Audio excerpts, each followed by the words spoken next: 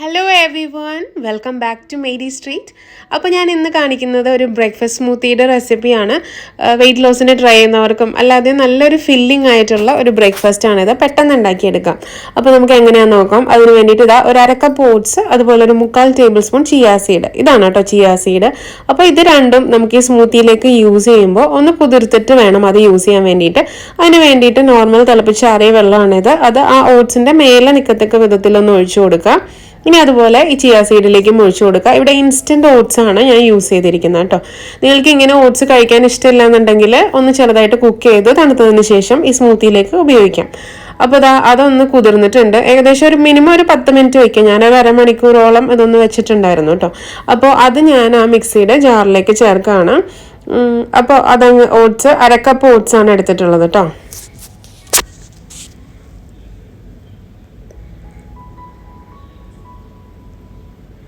ഇനി ഇതിലേക്ക് ഒരു റോബസ്റ്റ പഴം ചേർക്കുന്നുണ്ട്.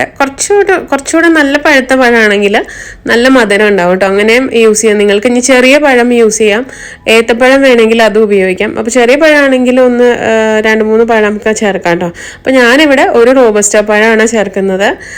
അത് മുഴുവനും ചേർത്തിട്ടുണ്ട്. ഇനി അതിലേക്ക് ഒരു അര കപ്പ് തൈര്, അത് നല്ല പുളിയില്ലാത്ത കട്ട തൈര് ഉപയോഗിക്കാൻ ശ്രദ്ധിക്കുക ഇതിലേക്ക്. ഇനി ഞാനൊരു അര ടീസ്പൂണിൽ താഴെ കുറച്ച് പട്ട പൊടിച്ചത്, അതുപോലെ ഒരു 1/4 ടീസ്പൂൺ ഏലക്ക പൊടിച്ചത്, കുറച്ചൊന്ന് ടേസ്റ്റി ആക്കാൻ വേണ്ടിയിട്ടാണ് കേട്ടോ. പട്ട പൊടിച്ചതിൻ്റെ ടേസ്റ്റ് മാത്രം ഇതിലേക്ക് വരുമ്പോൾ അതിനേക്കാളും നല്ലത് കുറച്ച് ഏലക്കയും കൂടെ ചേർക്കുമ്പോൾ നല്ല ടേസ്റ്റ് ഉണ്ടാവും. ഇനി ഒരു 3 ഡേറ്റ്സ് ചേർത്തിട്ടുണ്ട്. ഒരു 3/4 ടേബിൾ സ്പൂൺ എള്ള്, വെളുത്ത എള്ള് ചേർക്കുന്നുണ്ട്. ഒരു പിടി കപ്പലണ്ടി വറുത്തതാണ്. അപ്പോൾ ഇത് തൊണ്ടോട് കൂടെ തന്നെ ഞാൻ ചേർക്കുകയാണ്. വേറെ ഏതെങ്കിലും നട്ട്സ് വേണമെങ്കിലും നിങ്ങൾക്ക് ഉപയോഗിക്കാം കേട്ടോ. അതൊന്ന് നന്നായിട്ട് ബ്ലെൻഡ് ചെയ്തെടുക്കാം. ഇനി ഇതിലേക്ക് ഈ കുതിർത്ത ചിയ സീഡ് ഇട്ടിട്ട് ഒരൊറ്റ പൾസ് ചെയ്യാം. അപ്പോൾ അത് എല്ലായിടത്തും നന്നായി ഒന്ന് മിക്സായി കിട്ടും. അല്ലെങ്കിൽ അതിങ്ങനെ കട്ട പിടിച്ച ഒരു സ്ഥലത്ത് നന്നായി മിക്സ് ചെയ്ത് കൊടുക്കണം നമ്മൾ. അതിനെ നല്ലത് ഈ മിക്സിയുടെ ജാറിൽ ഇട്ടിട്ട് ഒരൊറ്റ പൾസ് കൊടുത്താൽ മതി. അത് എല്ലായിടത്തും ആയി കിട്ടിക്കോളും. ഈ ഡേറ്റ്സിന് പകരം വേണമെങ്കിൽ 1-2 ടേബിൾ സ്പൂൺ തേൻ ചേർത്ത് കൊടുത്താലും മതി കേട്ടോ. പഞ്ചസാര ചേർക്കാതിരിക്കാൻ ശ്രദ്ധിക്കുക. അപ്പോൾ അതൊന്നൊറ്റ പൾസ് കൊടുത്തപ്പോഴേക്കും നമ്മുടെ ടേസ്റ്റി ആൻഡ് ഹെൽത്തി ആയിട്ടുള്ള സ്മൂത്തി റെഡി ആയിട്ടുണ്ട്.